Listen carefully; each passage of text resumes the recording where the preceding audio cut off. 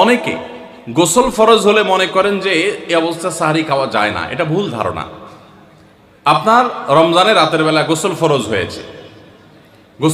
হয়েছে, আপনি এখনো গোসল করতে পারেন না, এদিকে সাহারির খানার সময় চলে যাচ্ছে, তাহলে আপনি আগে সাহারির খানা খেয়ে নেন, সাহারি খেয়ে তাড়াতাড়ি গোসল করে তারপর ফজর নামাজ পড়তে যান, কোনো অসুবিধা নেই। এমনকি যদি আজান হয়ে যায়, আপনি গোসল এখনো করতে পারেন না, তাতেও সমস্যা নেই। আমরা অনেকে এটাকে সমস্যা মনে করি। সেই সাথে আরেকটা ভুল ধারণা হলো, অনেকে মনে করেন রমজান মাসে দিনের বেলায় স্বপ্নদোষ হলে বোধহয় রোজা ভেঙে যায়। স্বপ্নদোষ হওয়ার কারণে রোজা ভাঙে না। স্বপ্নদোষ হয়েছে, আপনি রোজা কন্টিনিউ করবেন, এই রোজা রাখতেও হবে না, কোনো অসুবিধা নেই, কারণ এটা আপনার ইচ্ছায় না। অনেকে রমজান মাসে সাহারির খাবার এমনভাবে খায়, এক সময় আমরা দেখেছি ছোটবেলায় যে অনেক মুরব্বীরা আছেন রাত 12টা-11টার দিকে উঠে সাহারি খেয়ে তারপর শুয়ে পড়েন। এটা যেমন একটা ভুল ছিল, সাহারি হলো শেষের দিকে খাওয়া উত্তম, ওনারা খাইতেন আগে। অতিরিক্ত সতর্ক যেটাকে বলে, এত আগে কেন খায়? যে শেষের দিকে খাইলে রোজা হয় না, না হয় জন্য 12টার সময় 4-5 ঘন্টা আগে খেয়ে ধুয়ে দিলাম। এটা হলো বেশি সতর্ক হওয়া। বেশি সতর্ক হওয়া বুঝেন? এক লোক দোতলা শুয়ে আছে ফ্লোরে, তো একটু পর পর মাথা উপরের দিকে উঠে ফেলতেছে। কেউ জিজ্ঞাসা করলো, কি ব্যাপার, তুমি কি এমন কেন করতেছো? ফ্লোরে শুয়ে আসো চিত হয়ে, একটু বড় মাথা উঠাও কেন?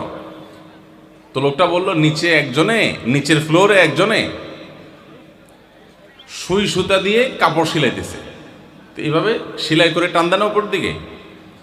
তো বলে যে সতর্ক থাকতে তো দোষ নাই, যদি ফ্লোর ভেদ করে আমার মাথা লাগে, এই জন্য মাথা উঠে ফেলতেছে। তো এটা অতিরিক্ত সতর্কতা হলো না? সতর্কতা ভালো, কিন্তু অতি সতর্কতা ভালো না। সাহারি অনেকে রাত 12টা-1টার সময় খান, এটা হলো অতিরিক্ত সতর্কতা। এত বেশি ভালো না, এত অতিরিক্ত সতর্ক হওয়া বরং নিষেধ। হাদিসে নবী সাল্লাল্লাহু আলাইহি ওয়াসাল্লাম আমাদেরকে সাহারি শেষের দিকে খেতে বলেছেন। এখন আরেকটা ভুল হলো, অনেকে সাহারি এত শেষে খান যে মুয়াজ্জিনের সাথে ওনার কম্পিটিশন হয়। মুয়াজ্জিন মাইক ধরে, মাইকের সামনে দাঁড়ায় মুয়াজ্জিন ঘড়ির দিকে তাকাইতে তাকে টিক টিক টিক টিক আগাইতেছে কাটা। মুয়াজ্জিন প্রস্তুতি নিচ্ছে যে আল্লাহু আকবার করে হাঁক দিবে, আর উনিও ওইদিকে প্লেট হাতে গ্লাস হাতে খাবার খাচ্ছেন, ধুমায়া খাচ্ছেন, এবং কম্পিটিশনে লিপ্ত হয়েছেন যে মুয়াজ্জিন আগে আল্লাহু আকবার বলে না, তিনি আগে গিলে শেষ করেন। এরকম কম্পিটিশন হয় কি হয় না? বেশিরভাগ লোক, বিশেষ করে আমাদের যে কোনো কাজে আমরা একেবারে শেষ মুহূর্ত পর্যন্ত না ঠেকালে ভালো লাগে না।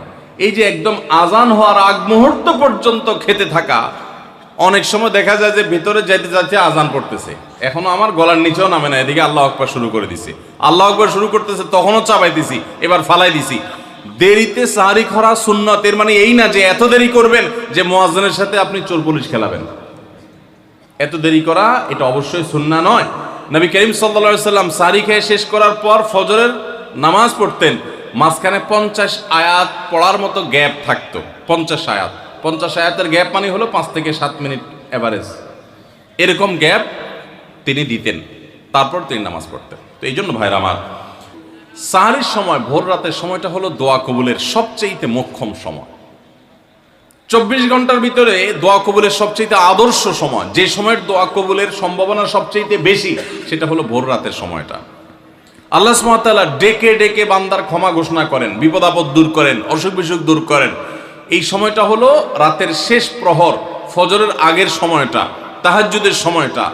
11 মাস ধরে আমরা নানা ব্যস্ততার অজুহাতে আমাদের তাহাজ্জুদ পড়ার সুযোগ হয় না, ভোর রাতে ওঠার সুযোগ হয় না। ভাইরা আমার, রমাদানের মাস, আপনি তো সাহারি খেতে প্রায় প্রতিদিনই উঠছেন। আপনার যেহেতু সাহারি খাওয়ার উদ্দেশ্যে উঠাই লাগে, তো আপনি কেন এই মাসে সাহারির সময়, ভোর রাতের এই সময়টাতে যখন আল্লাহর সাধারণ ক্ষমা ঘোষণা করেন, ওই সময়টাতে আপনি কেন শুধুমাত্র খেয়ে পরে আপনি মসজিদে চলে যাবেন ফজরের জন্য? অবশ্যই আপনি সাহারি খেতে উঠলে 2-5 মিনিট সময় বের করে বিশেষভাবে আল্লাহর কাছে দোয়ায় মনোনিবেশ করবেন। আমাদের একটা বড় ভুল হলো, সাহারির এই সময়টাকে দোয়ায় আমরা মনোনিবেশ করি না। সম্ভব হলে 2 রাকাত নামাজ পড়েন, 4 রাকাত নামাজ পড়েন। সেটা যদি না পারেন, তো সাহারির খানার শেষে অথবা আগে আপনি আপনার রুমে গিয়ে লাইট বন্ধ করে নিরিবিলি জায়গায় একটু আল্লাহর কাছে হাত তুলে একটু চোখের পানি ফেলে চান, দোয়া করেন। দোয়ার এই সুযোগটা 11 মাস আপনি পান না, রমজান মাসে সাহারির উসিলায় পেয়েছেন, তো আপনি সেই সুযোগটা কেন হাতছাড়া করবেন? আমি বিনয়ের সাথে বলতে চাই, একজন মানুষের জন্য আমরা এই সুযোগটা হাতছাড়া না করি। আমি পারতপক্ষে কোনোদিন এই সুযোগটা হাতছাড়া করি না ভাইরা। যেদিন কিছুই করতে পারি না, ওই রকম দোয়া করার সময় হয়তো নাই, কোনো কারণে দেরি হয়ে গেছে উঠতে উঠতে, ওই দিন খাইতে খাইতে মনে মনে দোয়া করার চেষ্টা করি, প্লেটটা ধুইতে ধুইতে দোয়া করার চেষ্টা করি। কারণ মুয়াজ্জিন ফজরের আজান যখন দেন, ওয়াক্ত যখন হয়, তার আগ মুহূর্ত পর্যন্ত আল্লাহ তাআলা দুনিয়ার আসমানে এসে তারপরে বান্দাকে ডেকে ডেকে বলেন, আল্লাহ মিন মুবতালান, তোমাদের মধ্যে কেউ কি অসুস্থ আছো, ফাআফিয়াহু, আমি তাকে সুস্থতা দান করব। আল্লাহ মিন মুস্তাগফিরিন ফাগফির লাহ, তোমাদের মধ্যে কেউ কি আছো ক্ষমা প্রার্থনাকারী, আমি তাকে ক্ষমা করে দিব। এভাবে ডেকে ডেকে আল্লাহ তাআলা দিতে থাকেন। টোটাল 24 ঘন্টার মধ্যে যেই সময়টার দোয়া ফেরত দেয়া হয় না, যেই সময়টার দোয়া মিস হওয়ার সম্ভাবনা খুবই কম, আপনার দোয়ার বেসিক শর্তগুলো ঠিক থাকলে এই দোয়া কবুল হওয়ার সম্ভাবনা জোরালো, সেই সময়টা হলো ভোর রাতের সময়টা। রমজান মাসে এই সময়টাতে দোয়ার যে সুযোগ তৈরি হয়, দোয়ার যে বিশাল সুযোগ আপনি পান, এই সুযোগটা হাতছাড়া করে আপনি শুধুমাত্র খেয়ে দিয়ে এই সময়টাকে পার করে দেন, এটা কখনো বুদ্ধিমানের কাজ হতে পারে না। এই জন্য রমজান মাসের ভুলগুলোর মধ্যে থেকে একটা হলো যে সাহরির সময়টাতে, ভোর রাতের সময়টাতে, দোয়া কবুলের গুরুত্বপূর্ণ সময়টাতে আমরা দোয়া তো করিই না। অনেকে ওই সময় আজকাল সাহরি পার্টি বের করেছেন, তামাশা বের করেছেন, অনেকে টেলিভিশনের প্রোগ্রাম দেখেন। কোন চ্যানেলে সাহরির সময়ের কোন প্রোগ্রাম আমরাও মাঝে মধ্যে, এগুলো আগে রেকর্ড করা থাকে। সাহরির সময় আমরা টেলিভিশনে প্রোগ্রাম করতে চাই না, আগে রেকর্ড করা থাকে, সেগুলো চলে। এগুলো হলো তাদের জন্য যারা টেলিভিশনে হারাম জিনিস দেখবে, ওই টাইমটাতে সে যেন হারাম জিনিস না দেখে ভালো কিছু দেখে। আপনাদেরকে আমরা বলবো, কখনো ওই ভোর রাতের ওই সময় ইসলামিক প্রোগ্রামও দেখতে যাবেন না। আপনি ওই সময়টাতে আল্লাহর সাথে কথা বলবেন, ওই টাইমটা ইবাদতের সময়, ওই টাইমটা দোয়া এবং রোনাজারির সময়। আমরা বেশিরভাগ মানুষ এই ভুলটা করি যে রমজানে আল্লাহর কাছে পাওয়ার এই বিশাল সুযোগ আমরা হাতছাড়া করে ফেলি। আমরা এখন থেকে সাহরিতে উঠলে দোয়া করবো তো ইনশাআল্লাহ। আল্লাহ আমাদের সবাইকে তৌফিক দান করুন। অনেকে রোজা রেখে থুতু গেলাটাকে দোষণীয় মনে করেন যে রোজা রেখে বোধহয় থুতু গেলা যায় না, এই জন্য ঘন ঘন থুতু ফেলে দেখবেন অনেকে আছেন। বিশেষ করে নতুন নতুন যখন রোজা রাখে পোলাপান, তখন দেখবেন যে মিনিটে মিনিটে থুতু ফেলে, আছে না নাই? এই ঘন ঘন রোজা রাখে, আপনার থুতু ফেলে কেন? কারণ মনে করতেছে থুতু গিললে তার রোজা ভেঙে যাবে। ভাই, থুতু যদি আপনি না গিলেন, আপনি বাঁচবেন? থুতু না গিললে কেউ বাঁচবে? যতই আপনি থুতু ফেলেন, আপনার থুতু তো কিছু না কিছু ভিতরে যাবেই। যদি না যায়, গলা শুকিয়ে গেলে তো আপনি মরেই যাবেন। এই জন্য এটা একটা ভুল যে আমরা মনে করি থুতু ফেলা লাগে। রোজা রেখে রোজার কারণে এক্সট্রা কোনো থুতু ফেলার দরকার নাই।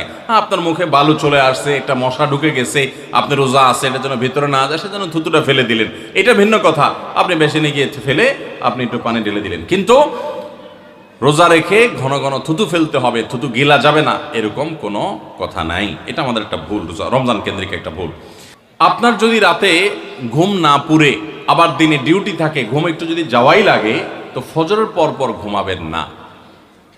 আলহামদুলিল্লাহ, আমাদের বাসায় আমরা এটার প্র্যাকটিসটা প্রতি বছর খুব হার্ডলি করার চেষ্টা করি। ফজরের পর কোনো ঘুম নেই, ফজরের পর একটু কোরআন তেলাওয়াত করেন। প্রথম চোখ ভেঙে আসবে, কারণ আপনি ভোর রাতে উঠছেন, অভ্যাস নাই। তো যাতে চোখে ঘুম না আসে, সেজন্য নানান বুদ্ধি বাইর করে ঘুম দূর করেন, একটু উঠবস করেন। ওই টাইমে বসে ফজরের পরে আপনি তেলাওয়াত করেন, জিকির আজকার করেন, সকাল সন্ধ্যার দোয়াগুলো পড়েন, এটা দোয়া করেন, রমজানের কিছু আমল করেন। এশাকের নামাজের ওয়াক্ত হয়ে গেছে, 2 রাকাত নামাজ পড়ে এরপর আপনি পারলে দরকার হলে শুয়ে যান, কিন্তু ফজরের পর শুয়ে যাবেন না। এটা একটা ভুল, কারণ নবী করিম সাল্লাল্লাহু আলাইহি সাল্লাম সকালের এই সময়টার জন্য দোয়া করেছেন, আল্লাহুম্মা বারিক লি উম্মতি ফি বুকুরিহা, আল্লাহ আমার উম্মত জন্য সকালের সময়টাতে বরকত দান করুন। আর ওই সময় আপনি ঘুমায় থাকছেন। তো রমজান মাসে আমরা এটা একটা ভুল করি, এটা আমরা করব না যথাসম্ভব।